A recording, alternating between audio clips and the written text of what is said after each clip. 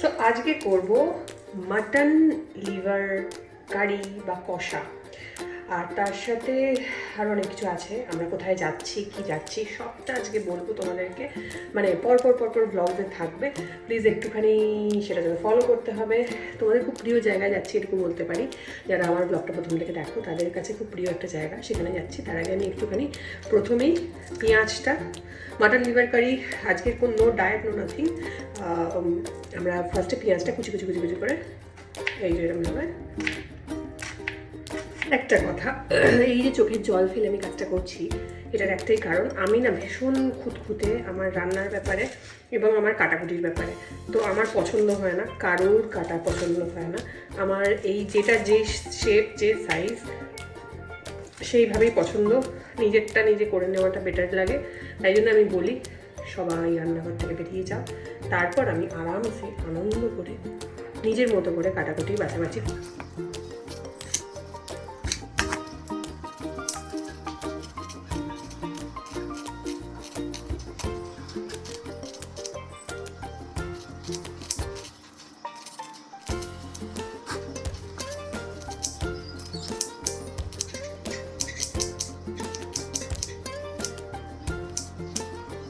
আমার এই ছোটোবেলা থেকে শেফেদের চপিং দেখে খুব ভালো লাগতো, আর আমি তখন থেকে ছোটো থেকেই ভীষণ রান্না করতে ভালোবাসি। হ্যাঁ, মানে রান্নাঘরটা ফাঁকা লাগবে আমার করার জন্য। এই যে চপিংটা, এটা করতে যে আমার কী ভালো লাগে, তাই জন্য তোমাদের সাথেও ভাবলাম একটু শেয়ার করে নিই। একদম শেফেদের মতো করতে ভালো লাগে, মানে একদম ধরলাম নিয়ে এরকম করতে ভাবলাম। তোমাদের এরকম কারা মানে এরকম ছোটোবেলা থেকে শেফদের দেখে এরকম ইচ্ছা হয়েছে বা এরকম শখ আছে, একটু আমাকে জানিও তো।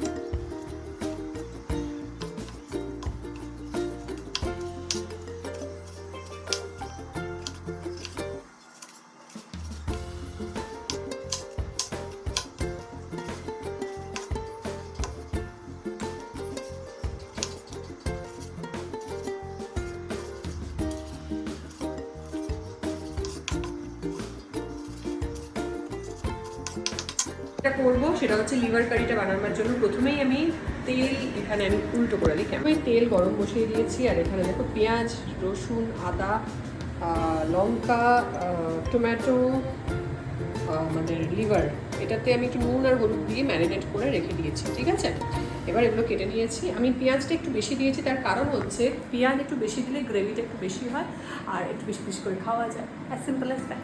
এবার চলো প্রথমে এখানে গোটা গরম মশলা দিয়ে দেবো। তেলটা গরম হয়ে গেছে, তেলের মধ্যে আর তেজপাতা দিয়ে দেবো। এবার এর মধ্যে একটু রসুনটা সবার আগে আমি দিই।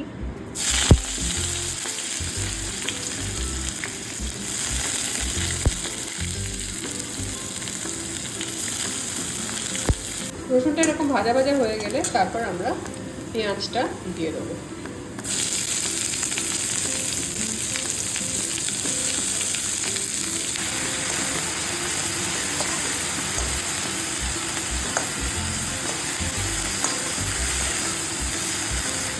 পেঁয়াজটা এবার ভাজা ভাজা করবো, তারপর আমরা পেঁয়াজটা একটুখানি হালকা ব্রাউন, মানে পুরো ব্রাউন না, একটু ট্রান্সলুসেন্ট, একটু হালকা ব্রাউন হয়ে গেলে তারপর আমরা আদা দেবো। দেখাচ্ছি করবো, সবাই তোমরা জানো, স্টিল একটু মজা করে দেখালাম, আড্ডা বানালাম, এটাই ভালো লাগে।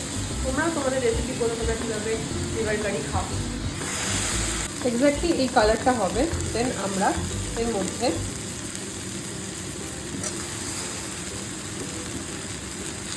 টমেটোটা দিয়ে দিচ্ছি।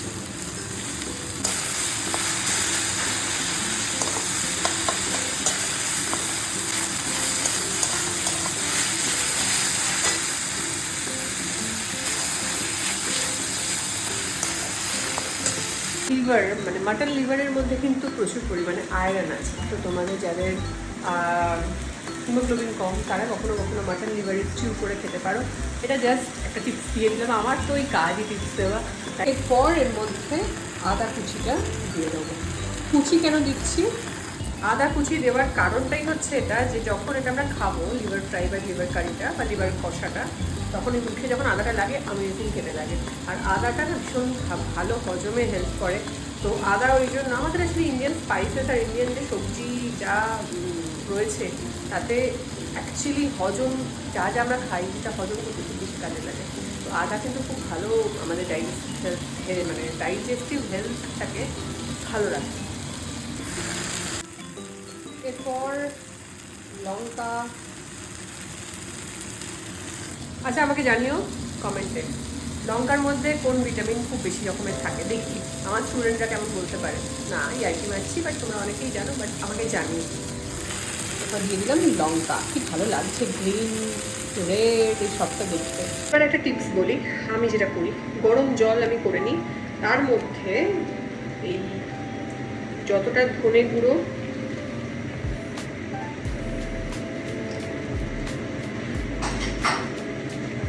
এই জিরে গুঁড়ো,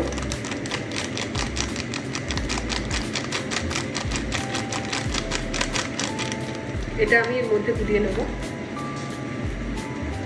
তার সাথে কাশ্মীরি মির্চ,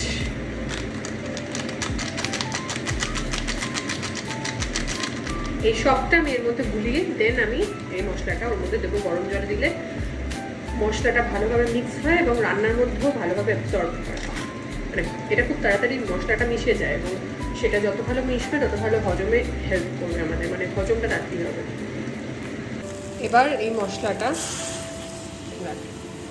মধ্যে দিয়ে দিলাম, এটা খুব ভালো তাড়াতাড়ি মিশবে এবং খুব খানিকটা বাটা মশলার মতন মানে কাজ করে। বাটা মশলার মতো অতটা টেস্ট হয় না, তবে বাটা মশলার একটু হালকা মানে কিছুটা সাবস্টিটিউশন পাওয়া যায় যদি একটু গরম জলে মেশানো যায়। আদারওয়াইজ না মশলা সবসময় ভালোভাবে মিশতে চায় না রান্নার মধ্যে। ছোটো টিপস, এটা মা ঠাকুমাদের থেকে জানা, বাট তোমরাও নিশ্চয়ই জানো।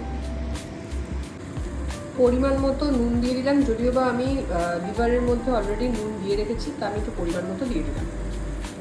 ঠিক এরকম কালারটা হচ্ছে। এবার আস্তে আস্তে তেল ছাড়বে, যতটা তেল ছাড়বে তত আমরা একটু কষাতে থাকবো জল দিয়ে, হালকা হালকা জল দিয়ে। আমি এক্সেস সেটা করি, তোমরা কতজন করো জানিও। এতে মশলাটা খুব তাড়াতাড়ি ভালোভাবে মানে মিক্স হয় এবং এমনভাবে হয় যে যদি একটু বেশি জল দিয়ে কষানো যায় তাহলে হজমটা ভালো হয়। এরপরে হলুদ, নুন আর সরষের তেল দেওয়া এইটা দিয়ে দিলাম।